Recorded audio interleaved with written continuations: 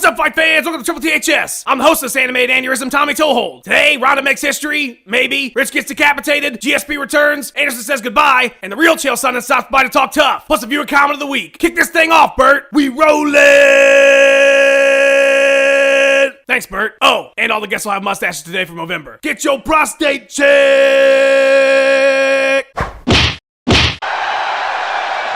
Forget it, Rich, it's Chinatown. Macau, a place that's impossible to find and that 95% of people will never see, was a fitting home for UFC on Fuel TV 6, since Fuel TV is impossible to find and 95% of people will never see it either. The main card kicked off with Gollum getting the Ring of Power stolen from him by Takeya Mizugaki. Then John Tuck beat the only Chinese guy on the Chinese card. Takagomi in his 8,000th fight took the split from Danzig. Dong Young Kim went Gangnam style all over Paulo Thiago's face for 3 rounds. Undefeated Bulgarian Stanislav Nedkov took his first loss via arm triangle from Thiago Anderson Ramos to Silva in his triumphant return from the juice. Which led us to the main event, where Kung Lee took time out of his busy schedule of fake punching people in the face to actually punch people in the face. And that people was Jim Carrey. Kung Lee shouted, "Here's some education reform, bitch."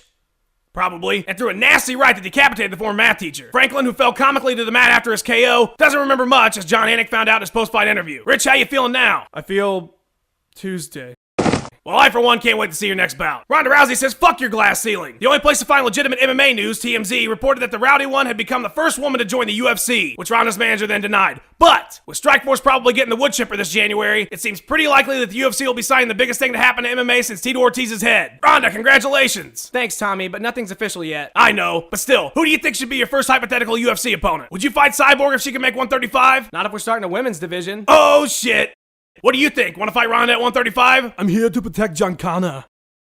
Well, good luck with that. Holy French-Canadian bacon! After a nearly 2-year layoff, Georges Pierre will return to the octagon to defend his welterweight strap against Carlos Condit, who defended his interim title against Dust Bunnies. With the fight being on GSP's home turf, odds makers aren't sure Condit will be able to handle all the overwhelmingly polite jeers of the Canadian crowd. But with Van Damme's knee still in question, GSP's return might be worse than Marty McFly's to alternate 1985 Hill Valley. You worried about the fight, George? Not at all, Tommy. I am the best prepared athlete in the world. Are you in Middle Earth right now? Maybe. I see. So did you do anything special to train for this bout? I brought the best fighters from the division to come and help me prepare for Carlos Condit. Dan Hardy, Rory McDonald, and Jake Ellenberger have all come to help me train. George, you know Carlos beat all those guys, right? That's okay, Tommy. I brought on Johnny Alessio, too. Yeah, he beat him too, George. Diaz 125. Ha! Spider knows R&R. With his upset victory over the heavily favored Stephan Bonner behind him, Anderson Silva told Brazilian media that he plans on taking a vacation. The middleweight GOAT wants some me time until late 2013 to make Seagal movies, spend time with family, and go dancing. Because sometimes, you just gotta fucking dance. Some think he's just posturing, and others want his title given to Chris Weidman because he beat Mark Munoz. What are you doing, Anderson? I am tired, Tommy. Very tired. I need to recharge my cake batter or I am just going to lose it. Yeah, but how many years you got left in you? Do you really want to take a break right now? I do not care about the championship belt, Sander. Give my title to Chris Wiener. I am still the champs no matter what Dana White does with my titties. What are you gonna do while you're off for a year? Get bitches. Lots of bitches. Aren't you married? What are you saying about I am dogs? Oh, you mean dogs. You're gonna get a lot of dogs. Well, have fun with that. Tampons. Time for a real guest. The Ultimate Fighter Season 17 is filming right now with JBJ and Chael P at the helm. But the much buzz about season is a long way from TV, so I asked the Pride of Westland to stop by and give us some exclusive insider info.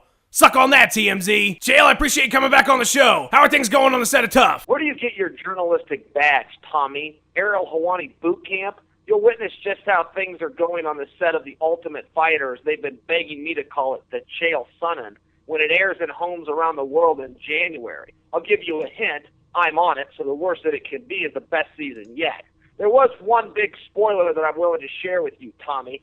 Dana told me I'd be coaching against the UFC light heavyweight champion, so I was a bit surprised to see John Jones show up. What do you mean? Look, my good friend was sitting in the front row. He heard John Jones verbally submit when Vitor had him in that arm lock, twisting that frail little limb of his. Can you prove that Jones verbally tapped to Belfort? Yes, I can, Tommy. Are you listening? I just did. Am I talking to myself, or are you just not following the story? Maybe you're saying that my friend isn't a reliable source. I can call my friend on the phone right now, and we can ask him what we heard. Are you calling my friend a liar? Look, Tommy, there's two types of people that Chael Sonnen doesn't associate with, liars and cowards. That's exactly why me and Rampage can never be friends. Speaking of Rampage, his last contracted fight with the UFC is going to be against Glover Teixeira. Your thoughts? He's a lot smarter than John Jones, that's for sure. When I decided to move up to the light heavyweight division, I put the entire field on notice.